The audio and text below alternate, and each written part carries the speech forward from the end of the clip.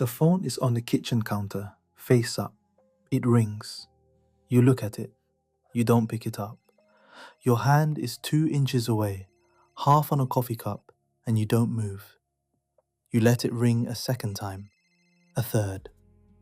Then it stops on its own, and your shoulders drop a little, like something has just walked past your door without knocking.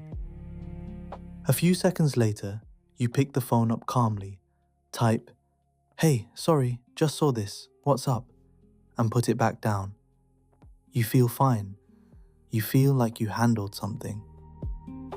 What you don't notice is how much of you was held tight for those 9 or 10 seconds the phone was ringing. And you don't quite ask the question underneath it. What was that, exactly? I want to talk about that pattern, not the joke version of it, where everyone agrees phone calls are awful and we all laugh and move on. The quieter version, the one that has crept into a lot of capable, functioning adults' daily lives and stayed there, politely, for years. Here's where I keep landing. I don't think most people who avoid phone calls actually hate phone calls. I think they hate one specific thing the phone takes from them, and the phone is just the place where they happen to notice it. When you text, you have a small, invisible room between thinking and speaking. You read what you wrote, you change a word, you take out the part that sounded too much. You decide if "okay" needs a period or doesn't. That tiny room is doing more emotional work than people give it credit for. It's the room where you decide who you want to be in this exchange. It's the room where you become the version of yourself you want the other person to meet. A phone call closes that room. The second you say hello, you are already responding. There's no draft. There's no second pass. You can't backspace your tone of voice. Whatever you say, you said. Whatever silence you leave, you left. The pause before answering is just a pause now, audible to someone, instead of being the time inside your head where you used to live. I've watched this pattern in enough people over enough years to recognize a specific shape it takes. The people most afraid of the phone are very often not the people who can't talk. They are the people who have built their whole social functioning on careful editing. The ones who proofread a text before they send it. The ones who rewrite an email 3 times. The ones who think about what they should have said for an hour after a conversation has ended.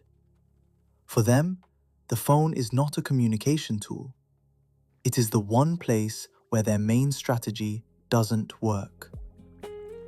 I want to say something here that often gets skipped because it sounds too kind to the pattern. That editing strategy isn't weakness. For most people who developed it, it was an intelligent adaptation. Maybe you grew up where the wrong word at the wrong moment had a cost. Maybe you learned early that being thoughtful before you spoke kept things calmer. The strategy worked. It often still works. The fear of the phone isn't a sign you are broken. It's a sign that one of your most reliable tools is being asked to operate in a place where it can't. There's a version of this I used to think about differently. I used to think it was stage fright, the pressure of being on the spot, the fear of going blank. I'm less sure of that now. The longer I look at this, the more I think it's not really about not knowing what to say. It's about not knowing what to take back. Now look at what avoidance does. The phone rings. You don't answer. You text back fast, but not too fast, because too fast looks like you were watching it ring. So you wait the right amount of seconds, send the message, put the phone down. The world doesn't end. You handled it. There's a small, almost invisible wave of relief, an exhale the body remembers. The next time the phone rings, that exhale is already waiting for you. The part of you that learns from outcomes has quietly written down a rule. Ringing is the threat. Ignoring is the rescue. That's the part I find most worth saying carefully. The avoidance isn't lazy. It works. That's the problem. It works just well enough to keep working, and just well enough that you never get to find out whether the original ring was actually a threat. Most calls, when finally picked up, are just someone you know asking a small thing. But you almost never get to that ending because the system has already solved the problem before the question is allowed to arrive. Here's the cost most people don't name. It isn't the missed calls themselves. It isn't even the slow build-up of dread when your phone lights up with an unknown number. It's the conversations you would have had if you hadn't sent it to voicemail. Picture it. The aunt who would have told you a long, slow story about something from your childhood you haven't thought about in years. The friend who only picks up the phone twice a year, who is starting to assume, quietly, that you don't really want to hear from her. The cousin whose voice on the other end would have caught you off guard in a soft way you don't get from a text. None of those losses ever announce themselves. They look like nothing. They look like a normal Tuesday. That's exactly why they are the cost. They are the part of your life being quietly made out of your absence. I want to be careful here. I'm not telling you to answer every phone call. Some genuinely deserve to go to voicemail. Some are intrusions. Some are salespeople pretending they know your name. The point isn't a rule about phones. The point is whether the thing you are protecting, every time you let it ring out, is still worth what it costs you. I find the standard explanation a little too clean. The one that says, we hate phone calls because of texting or because of our generation. Those are real, but they're surface. What feels truer to me is this.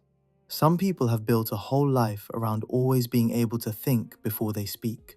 The phone is the one place where that life shows up as fear. It is not a phone problem. It is a control problem with a ringtone. If you wanted one small thing to try, here's what I'd offer. Not a rule, a small experiment. The next time the phone rings and your stomach drops, before you decide whether to answer, name the feeling once to yourself, quietly, in your own head. I'm not afraid of this person. I'm afraid of saying something I can't take back. That sentence is small, but it does something.